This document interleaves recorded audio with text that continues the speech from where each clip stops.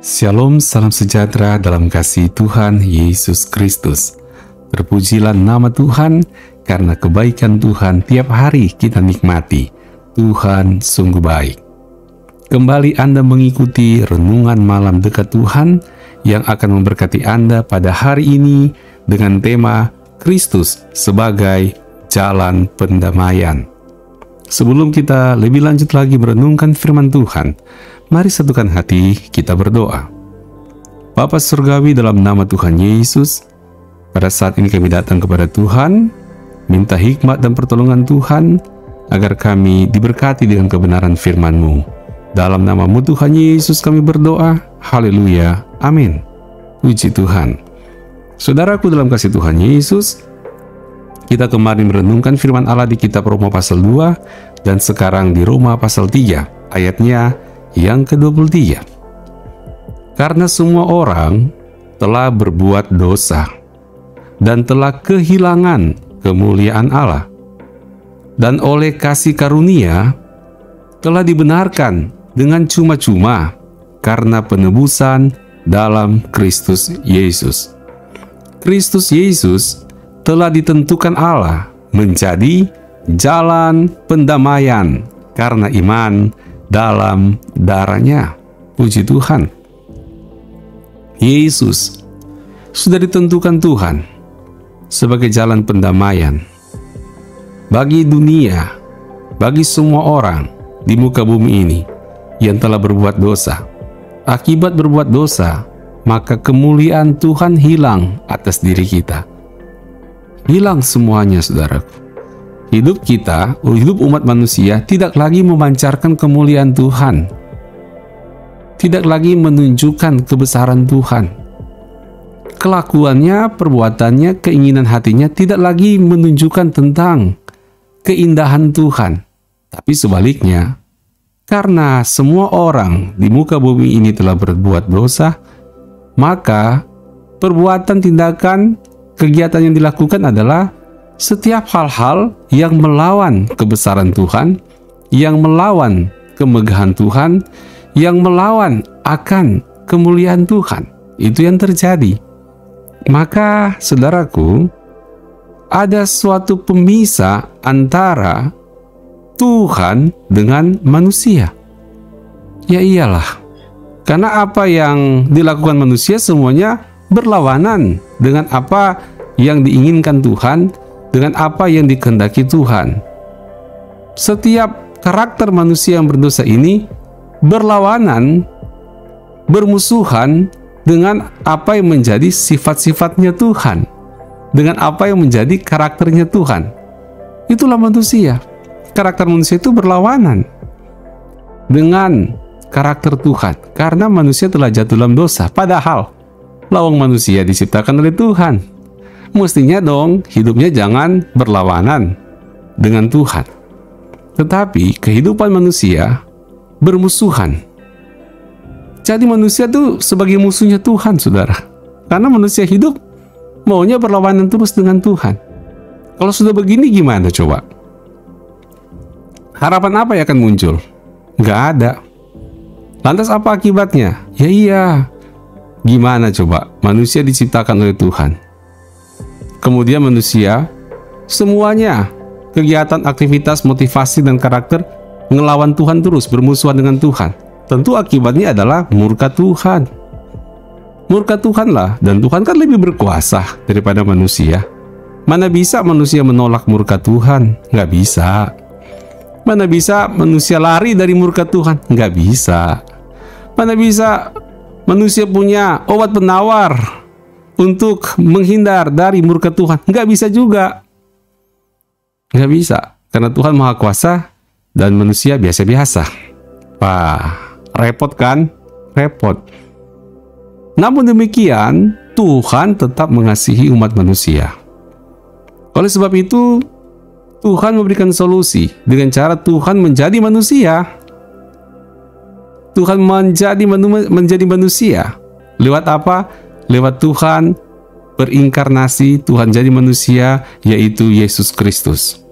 Allah yang telah menjadi manusia untuk menanggung semua dosa-dosa kita loh.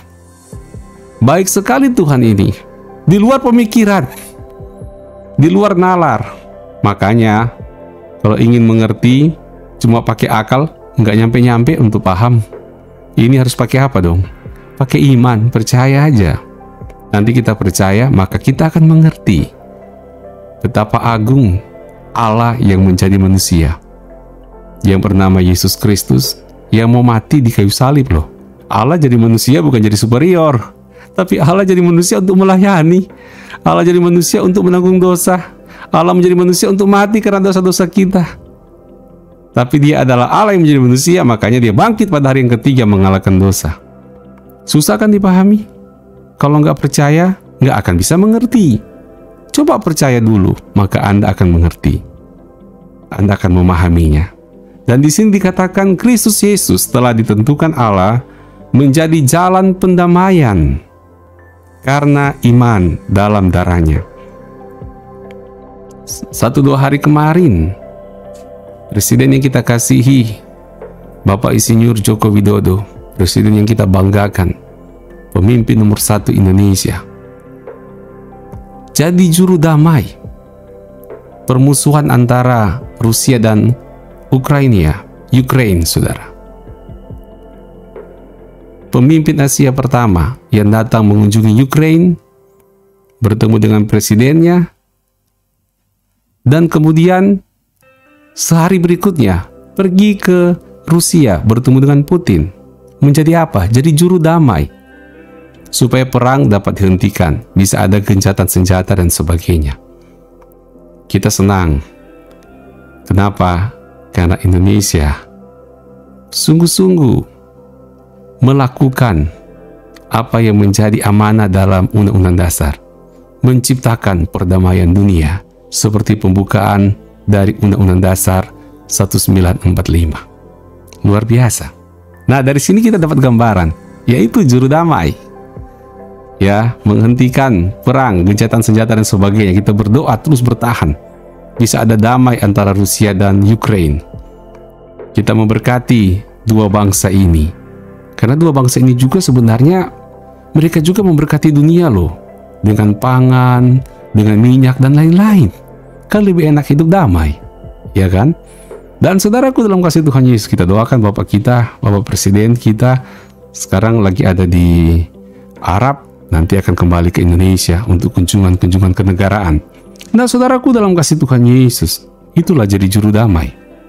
Nah, kita lihat di sini Yesus Kristus lebih dari itu. Bukan hanya mendamaikan, tapi Yesuslah sebagai jalan untuk pendamaian. Dia sendiri pribadi yang mendamaikan, bukan sebagai mediasi saja. Kan kalau kayak Putin dan Zelensky itu kan penengahnya adalah Presiden Joko Widodo. Tapi yang berdamai mereka berdua kan, dua presiden ini. Ya, presiden kita hanya ingin mempertemukan ide mereka untuk cari titik tengah, cari titik temu supaya stoplah perang-perangan itu. Tapi kalau Yesus Kristus, dia sendiri yang menjadi pendamai. Bukan hanya sebagai mediasi, bukan hanya sebagai saran, tapi dirinya sendiri sebagai pendamai atas dosa-dosa yang ada. Kristus sebagai jalan pendamaian. Kalau nggak ada Kristus, nggak damai-damai kita dengan Tuhan. Nggak beres-beres urusan kita dengan Tuhan. Tuhan memandang kita sebagai musuhnya karena dosa-dosa kita. Tapi kita bersyukur Kristus sebagai jalan pendamaian untuk mendamaikan kita di mata Tuhan. Ya, untuk mendamaikan kita di mata Tuhan agar kita dapat diterima kembali. Caranya Yesus berkorban untuk menanggung dosa-dosa kita. Jadi betapa agungnya apa yang dilakukan oleh Tuhan Yesus Kristus atas hidup ini. Bagian kita hargai pengorbanan Kristus. Hargai Kristus sebagai jalan pendamaian karena iman dalam darahnya. Dan memang Tuhan sudah menentukan Yesus Kristus menjadi jalan pendamaian. Tidak ada yang lain. Nggak ada jalur lain. Jadi bersyukurlah Anda sudah mengenal Kristus. Sudah menikmati pendamaian dari Tuhan. Hargai itu. Dengan hidup sehari-hari punya kerinduan untuk memancarkan kemuliaan Allah. Karena saat ini dengan kekuatan Roh Kudus, Anda lebih dari sanggup untuk menyatakan kemuliaan Tuhan dalam keseharian hidupmu. Hidupmu betul-betul tiap hari memuliakan Tuhan. Hatimu betul-betul tiap hari belajar memuliakan Tuhan. Karaktermu betul-betul tiap hari dibentuk menjadi karakter yang memuliakan nama Tuhan. Bisakah? Sangat bisa. Karena engkau telah ditebus oleh Kristus dengan darahnya di kayu salib. Anda lebih daripada bisa dengan kekuatan Roh Kudus. Jangan menyerah, mengiring Tuhan Yesus Kristus ya. Tetap kuat bersandar kepada Tuhan. Engkau telah mendapatkan harta terindah, yaitu keselamatan dari Kristus yang telah menyelamatkan kita. Dan ini tidak akan hilang, justru akan engkau nyatakan dalam kehidupanmu sehari-hari bahwa engkau telah diselamatkan oleh Sang Juru Damai kita, Kristus sebagai jalan pendamaian. Terpujilah nama Tuhan. Bersyukur buat kebaikan Tuhan. Doain yang lain-lain yang belum bertemu dengan Kristus, supaya mereka dapat kasih karunia yang sama seperti yang kita terima, karena kita telah mengenal Kristus. Karena Kristus telah memperkenalkan dirinya kepada kita. Mari kita berdoa. Tuhan, terima kasih. Engkau baik. Engkau telah melawat kami, menyelamatkan kami. Sekarang kami mau belajar hidup untuk memuliakan nama Tuhan. Hati kami untuk memuliakan Tuhan. Karakter kami untuk memuliakan Tuhan. Aktivitas kami sekeseharian, keinginan kami untuk memuliakan Tuhan. Dan kami tahu, kami lebih dari sanggup untuk melakukan hal ini, karena ada Roh Kudus yang menuntun kami. Kami mampu menghadapi setiap tantangan persoalan, karena Roh Kudus menyertai kami. Kami tetap berdiri tegak di dalam Kristus, karena Roh Kudus selalu menguatkan kami. Terima kasih Bapa. Berkati kami akan istirahat. Kami beristirahat dengan berkat Tuhan dan dalam kekuatan Tuhan. Dalam nama-Mu Tuhan Yesus kami berdoa. Haleluya. Amin. Puji Tuhan. Sampai bertemu kembali besok malam. Tuhan Yesus memberkati. Shalom.